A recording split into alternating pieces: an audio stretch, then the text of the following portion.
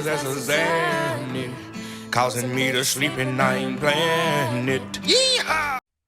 Topical back with another video. I am Strange Wang, and today I got a movie review for the film Dear Evan Hansen. Before we get into that, I'm going to tell you about Strange Wang's and Topical social media and where you can find it. And where can you find it? In the description box down below. Instagram, Twitter, Facebook, all that jazz down there. As well as a coffee account and a Patreon. Patreon, you get extra shit. Everyone likes more shit. For a little fee, our prices are cheap. We know where we're at in the YouTube community.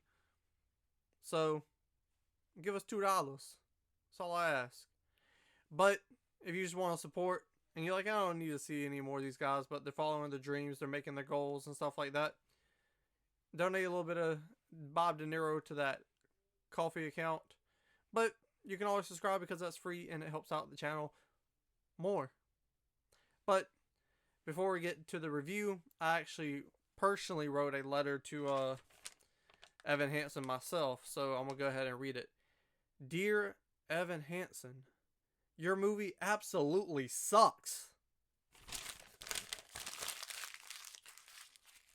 Damn! Usually, when it comes to Strange Wang's movie reviews, I try to be different because you can click on 10 film reviews, and they're practically all the same. So I like to start mine off like this. I gave Dear Evan Hansen, let's say, 2.7 out of 10 Wangs. And I'll show this clip right here. Why? Why? Why? Why? Why? Because blank. And I'll give my thoughts, my opinions, my criticisms of that film. But I can't really do that today because I didn't watch all of Evan Hansen. What? I walked out of Dear Evan Hansen because it was that terrible. Now, I have a rule for myself, and I haven't tapped into this rule since 2018. Strangers 2 Pray at Night was the last time this rule was used. I get to walk out of one movie a year. If it's that bad, that awful, I can leave. And this movie was that bad, that awful. I kept laughing to myself. This film is very cringy. The last scene that I saw before I walked out, I was laughing. And it was a scene where Ben Platt character, Evan Hansen, he goes over to the family's house and the sister's home. She's like, the parents should be home in a minute.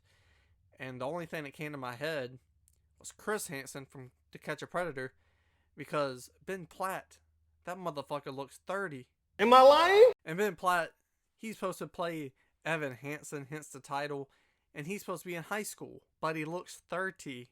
I got a problem with that. Like I said, I walked out of this movie because it was that bad, but I saw an hour of it, and I have criticisms of why I walked out of it. So even though I did walk out of it, I'm still going to do a review. I'm not going to give it a score because I think that is unfair, but this movie is really bad. And it's so bad I had to go to Best Buy afterwards and picked up some good movies. Not bad movies like Dear Evan Hansen, good quality cinema, but let's get back on Evan Hansen. This is a musical, and the music is whatever. I mean, it's certainly not the Wu-Tang Clan.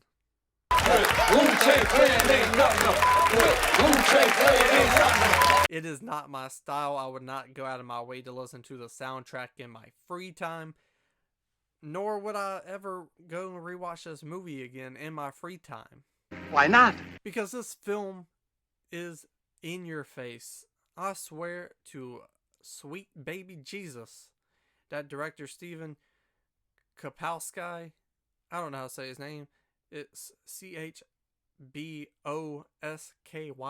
Sky's in there somewhere. Are you dumb, stupid, or dumb? Huh? He's never, ever opened up a dictionary and found the word subtle. Because when I saw the trailer, I was actually pretty excited for this film. Because for some reason, it gave me Perks of Being a Wildflower vibes. And I was like, man, Wildflower, that's a damn good movie.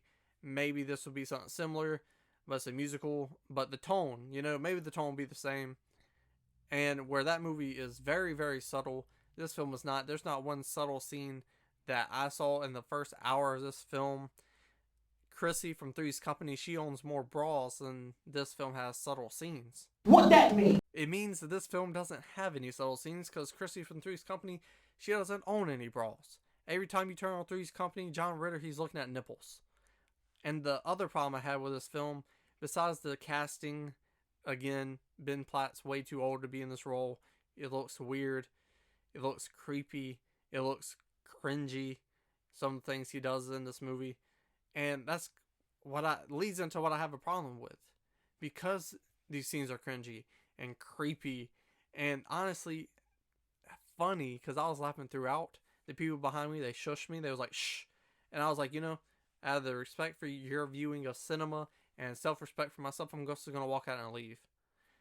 And because one of the other reasons is the self-respect part is because I was tired of feeling like a piece of shit while watching this movie, because this movie makes you feel like a piece of shit. Because you're laughing at this guy and, it's like, I can't be, like, me being a good human being, I cannot feel bad for this character. Because he's not presented like that. It's almost comedic. Instead of feeling bad for him, you kind of laugh. At least I did. And I was like, man, this movie is making me feel like a real piece of shit. And plus, it doesn't help. It goes hand in hand. Because how this movie is so in your face, it lends itself to be funny. Right on the nose. And it's like, you couldn't do better than that? And it just comes off funny, but in return, it makes you feel like a piece of shit. And I'm sure the director, Steven, try it again, Kabowski, that wasn't his intentions of making this movie. The Broadway musical, I'm sure it wasn't the intentions of making that Broadway musical to make the viewer, the audience member, feel like a piece of shit. Now, I've been told many times that I am a piece of shit. I don't believe it. Except when I watched this movie, because I was like, damn. Maybe Christina, Tiana, Tori, Caroline, Chloe. 6.5 hours later. That would say I'm a piece of shit. But I promise you that I'm not. Okay. So what I saw in the first hour or hour 20 minutes or 45 minutes, I don't exactly know, was so bad that I had to leave. So I don't think I will ever watch this movie again, because what I saw, I didn't like it. I know Knicks fans that like Trae Young more than I like this film. Yikes. And it's just, I don't know who this movie is for. I'm sure a lot of people that it's going to hit and they might relate to and they may like it, but I'm not that guy. I'm not that guy, pal. I'm not that guy. And it's just, I don't know, I feel this film, it has so many things that it could be deep about, but it feels one-dimensional. It feels like a Lifetime movie that Lifetime just happened to come across a lot of fucking money. It was like, you know what? I think we'll put this one in the cinema. Because this film is not good. So bad, again, that I walked out. Tell me down below in the comment section, did you walk out or did you actually enjoy this movie? By the thumbnail, it's clear that I did not. By the words I just told you in this video, I did not. And honestly, you can subscribe to see if it happens, but I'm pretty positive that this will be #1 on my worst movies of 2021 at the end of the year. I mean, I guess it'll be in January, not the end of the year. January probably be the #1 spot of the worst movies. But again, tell me down below what your thoughts on Evan Hansen, Dear Evan Hansen. What's your worst movie of the year? I don't know. That's why you gotta tell me in the comment section. Scroll back up, hit the like button, share the video, and subscribe. It's not a game, it's a